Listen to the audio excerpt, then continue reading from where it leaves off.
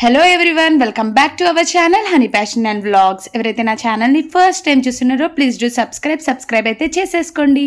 And పక్కనే ఉన్న bell ఐకాన్ని క్లిక్ చేస్తే నేను పెట్టే వీడియోస్ మీకు నోటిఫికేషన్ ద్వారా అప్డేట్లోకి అయితే వస్తాయండి. అండ్ చాలా రోజుల తర్వాత నేనైతే మళ్ళీ వ్లాగ్స్ అయితే చేస్తున్నాను ఆఫ్టర్ డెలివరీ. సో ఇది వచ్చేసి నా ఫస్ట్ వ్లాగ్ మీ అందరితో షేర్ చేసుకోబోతున్నాను. అండ్ ఈ వ్లాగ్ వచ్చేస్తే నా ఆఫ్టర్నూన్ నుంచి ఈవినింగ్ రొటీన్ మీ అందరితో షేర్ చేసుకోబోతున్నాను.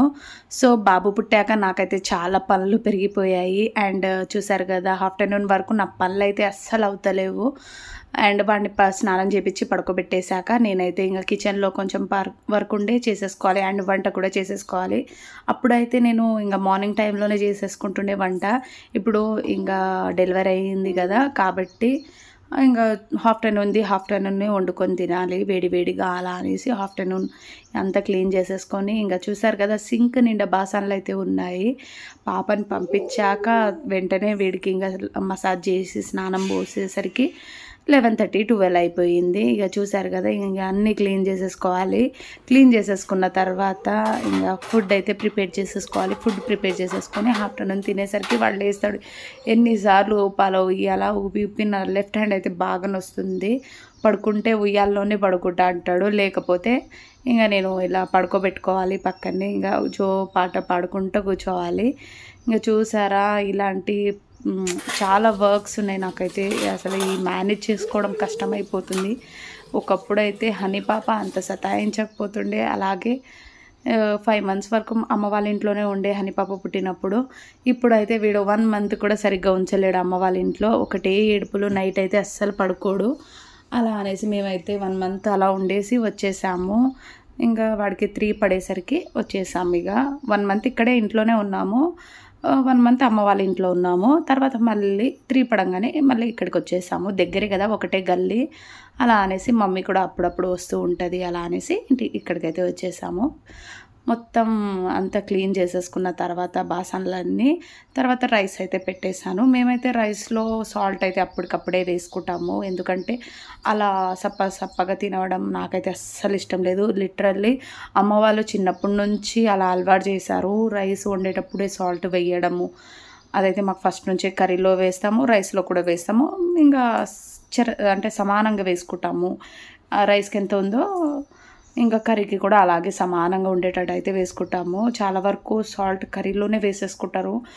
అసలు అన్నం సప్పగా ఉంటే నేనైతే అస్సలు తినను. తినకుండా అయినా ఉండిపోతాను. బట్ అన్నం అయితే అస్సలు తినను. నాకు అస్సలు ఇష్టం ఉండదు ఎందుకో సప్పగా ఉంటే. అండ్ కర్రీ మొత్తం ఉప్పుగా ఉండి అన్నం మొత్తం సప్పగా ఉంటే అసలు తినే ఇంట్రెస్ట్ కూడా పోతుంది. అండ్ ఈరోజు వచ్చేసి కర్రీ నేను దొండకాయ కర్రీ చేద్దామని అనుకున్నాను. చూస్తే ఫ్రిడ్జ్లో టమాటోస్ అయితే అయిపోయాయి. అండ్ మండే మాకు మార్కెట్ అయితే ఉంటుంది. సో నేను తీసే వ్లాగ్ మండే రోజుదే కాబట్టి అలా అనేసి ఇక ఈవినింగ్ అలా తీసుకొస్తాను అని అన్నారు మా వారు. సో అలా అని ఇంకా దొండకాయ అయితే ఇలా ఫుల్గా కట్ చేసేసుకున్నాను. షార్ట్గా అంటే పొడుగులో కట్ చేసేసుకొని మంచిగా టమాటోస్ వేసి వండుకుందాము అని అనుకున్నాను.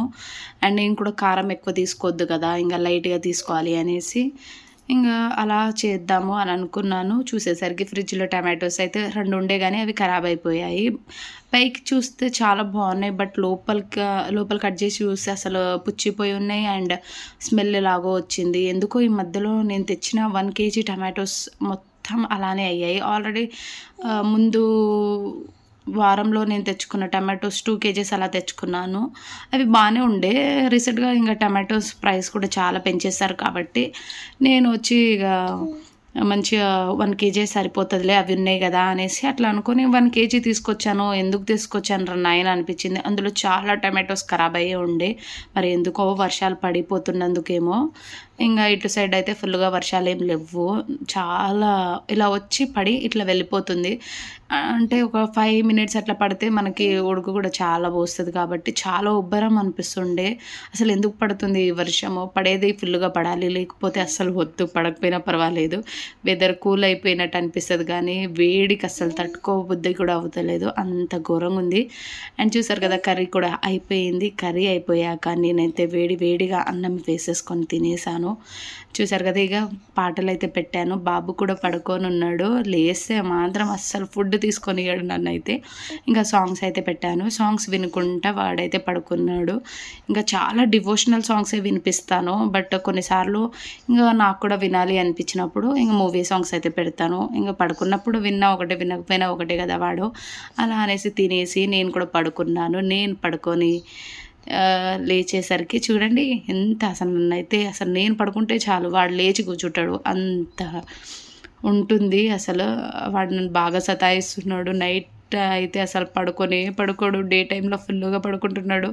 నైట్ నాకు అసలు నిద్రనే ఉండదు. ఒక 2 or 3 అవర్సే పడుకుంటున్నాను నేను. వాడిని మళ్ళీ పడుకోబెట్టేసాను. వాళ్ళ అక్క వచ్చే టైం అయితే అయిపోయింది స్కూల్ నుంచి. అలా అనేసి వాడిని మళ్ళీ పడుకోబెట్టేసాను. ఇంకా వాళ్ళ అక్క వచ్చేసరికి ఇంకా 3:45, 4 అయిపోతుంది. ఆ టైంకి ఇంక టీ కూడా తాగేస్తాను. నాన్న వస్తాడు దింపడానికి. ఇంకా నేను మా నాన్న ఇద్దరం కలిసి టీ అయితే తాగుతాము. అలా అనేసి ముందే వాళ్ళు వస్తున్నారు అని చెప్పేసరికి టీ అయితే పెట్టేశాను. ఇంకా డాడీ అయితే ఒక డే మార్నింగ్ దింపేసి వస్తారు, ఒక డే ఈవినింగ్ అలా తీసుకొని వస్తారు. ఇంకా హనీ పాప రాగానే అలిగింది. అమ్మమ్మ రాలేదు అనేసి అలిగింది. సో వాళ్ళ అమ్మమ్మకి వీలు అవుతలేదని వస్తలేదు. ఈ మధ్యలో ఒక 1 వీక్ అవుతుంది. ఇంకా నీకు పాప్కార్న్ చేసి పెడతాను అన్నా కానీ అసలు ఒప్పుకుంటలేదు. అసలు తను అలుగుతే అస్సలు వినదు. ఇంకా నేను కూడా టీ తాగేసి దాన్ని బుజ్జగించి కాసేపు ఇంకా రిక్వెస్ట్ చేశాను. బట్ నా రిక్వెస్ట్కి పడేటట్టు లేదు తను. అలా అనేసి నేనైతే ఒక ప్లాన్ అయితే వేశాను. ఏంటంటే పాప్కార్న్ చేస్తున్నాను. పాప్కార్న్ అయితే తనకి చాలా ఇష్టము. తను కూడా చాలా ఇష్టంగా తింటుంది. తను ఇలా పాప్కార్న్ చేసి తన ముందు పెడితే ఈజీగా కూల్ అయిపోతుంది. నాకైతే తెలుసు కదా, ఆ ట్రిక్స్ నేను ఫాలో అవుతూ ఉంటాను. తనకు నచ్చిన ఏదైనా ఫుడ్ నేను చేసి ఇచ్చాను అనుకోండి, ఆ అలకలు అయితే తొందరగా మానిపోతాయి. అసలు అలకలే ఉండవు. అలా అనేసి రిక్వెస్ట్ అయితే చేశాను. వింటలేదు. సో నేను నీకోసం ఒక సర్ప్రైజ్ చేసుకొని వస్తా అన్నాను. సో ఏంటి అనేసి అడిగింది. పాప్కార్న్ చేస్తున్నానంటే నాకేం వద్దు నీ పాప్కార్న్, నేను తినను అనేసి బాగా మారం చేసేసింది. సరే నువ్వు ఇలానే అంటావు అనేసి ఇక నేను పోయి కిచెన్లో పోయి ప్రిపేర్ అయితే చేస్తున్నాను. ఇంకా ప్రిపేర్ చేసిన తర్వాత ఆ స్మెల్కి వచ్చి చూసిపోతుంది కిచెన్లోకి వచ్చి. బట్ ఇంకా నేను చూస్తున్నానా లేనా అనేసి ఇంకా యాక్టింగ్ అయితే అసలు మామూలుగా ఉండదు తనది. అండ్ నేను ఇలా పాప్కార్న్ తీసుకొని వెళ్ళాక చూడండి, నాకేం వద్దు, నేను అసలు ఏం తినను అనేసి టీవీనే చూస్తుంది. అసలు నన్ను అయితే ఇటు చూస్తూనే లేదు. తర్వాత ఇక మామూలుగా నవ్వుతలేదు.